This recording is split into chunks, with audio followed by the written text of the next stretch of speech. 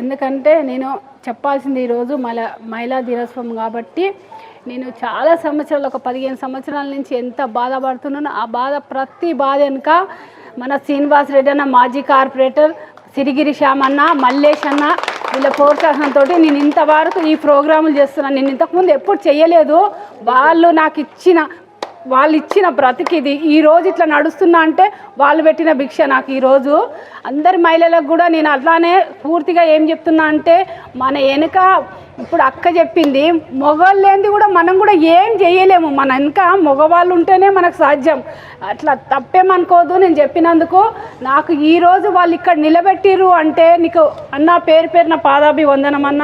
శానన్న, సీమన్న, మల్లేష్ అన్న, ఇక్కడ ఉన్న మహిళలకి కల్పన గారికి, అనురాధ గారికి, లక్ష్మక్క గారికి, మేరక్క గారికి, శ్యామలక్క గారికి, మేరక్క గారికి, నర్సక్క గారికి, అందరికీ, రాజన్న గారికి, సార్ ప్రొఫెసర్ గారికి అందరికీ నమస్కారాలు. లలితకి, మేడంకి అందరికీ నమస్కారాలు. నేను ఈరోజు మాట్లాడుతుంది ఏంటంటే ఈరోజు ప్రోగ్రాము నేను ఖచ్చితంగా ప్రతి సంవత్సరం చేసుకునేదే.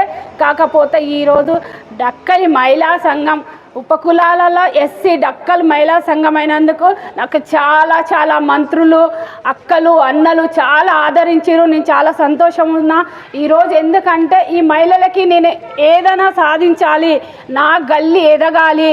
నేను ఈరోజు మన శ్రీనివాస్ అన్న, శ్యామన్న ఈ గల్లీని ఇప్పటి వరకు మన గల్లీకి పేరే లేకుండే. అసలు ఏ ఎమ్మెల్యే వచ్చినా ఎవరు వచ్చినా మన గల్లీకి ఏ రోజైతే మన శ్రీనివాస్ రెడ్డి అన్న మాజీ కార్పొరేటర్ వచ్చారో ఈ గల్లీలో ఈరోజు ప్రోగ్రాం చేయగలుగుతున్నాము.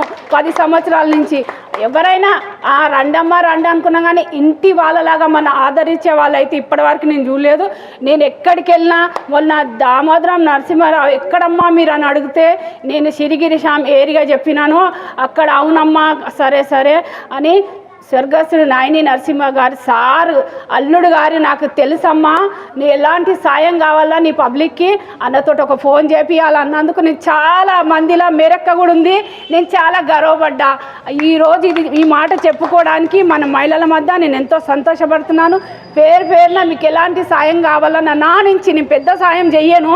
మనకు రేషన్ కార్డులు కావాలన్నా, కొంతమంది డబుల్ బెడ్రూములు లేరన్నారు, వాళ్ళకు నేను పోరాడి ఎంతవరకు సాధ్యమైతే అంతవరకు చేస్తానని అందరి ముందు నాకు చేతనైనంత చేస్తానని చెప్తున్నాను. శుభాకాంక్షలు చెప్పలే.